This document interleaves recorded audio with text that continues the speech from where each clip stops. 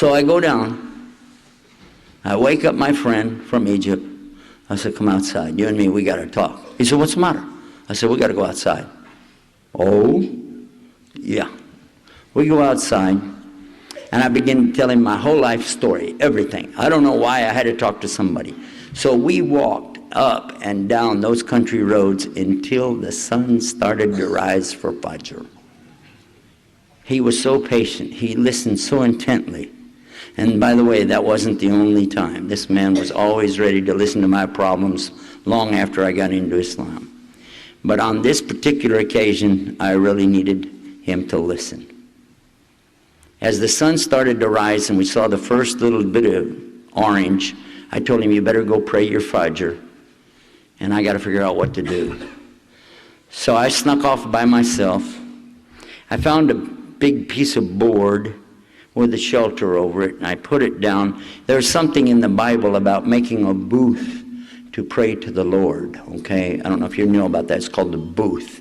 And they set it up.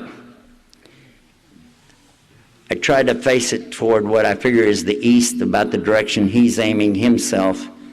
And I put my head on the ground because I said if it works for those Muslim guys, maybe it'll work for me. And with my head on the ground, I said these words only. Oh God, if you're there, guide me.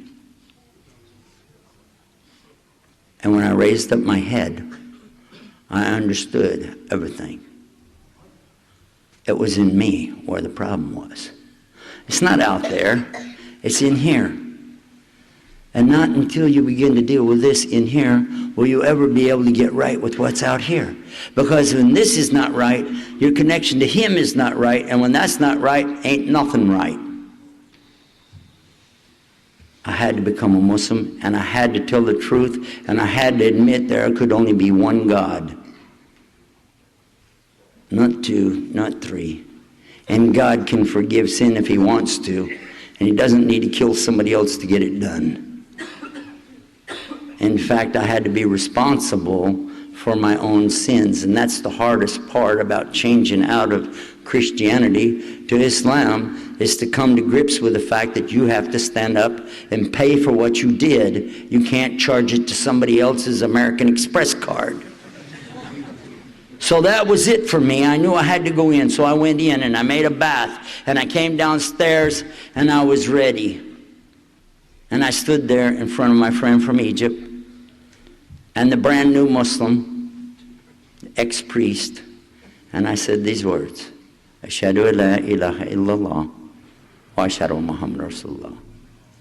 A few minutes later, here came my wife right behind me, said the same thing. Ashhadu an la ilaha illallah wa ashhadu anna Muhammadan Rasulullah. Without giving you the whole story tonight, I will tell you some weeks and months went by, but my father also said the same thing. Ashhadu an la ilaha illallah wa ashhadu anna Muhammadan Rasulullah. And just before she died, my stepmother said, I've been listening to you guys for all these years, and I know that Jesus can't be a God or a son of a God. There can only be one God. Muhammad's his messenger. Allahu Akbar. She died a few months after that. Alhamdulillah Rabbil Alameen. At the age of about 86. Amazing, isn't it? Isn't it amazing how Allah works? Yesterday we gave Shahada to a man 63 years old. This year, in the spring of this year, we gave Shahada to a woman who was 99. And all of her children and grandchildren and great-grandchildren, alhamdulillah, are Muslim. All of them, alhamdulillah, all Americans, by the way. It's amazing, isn't it?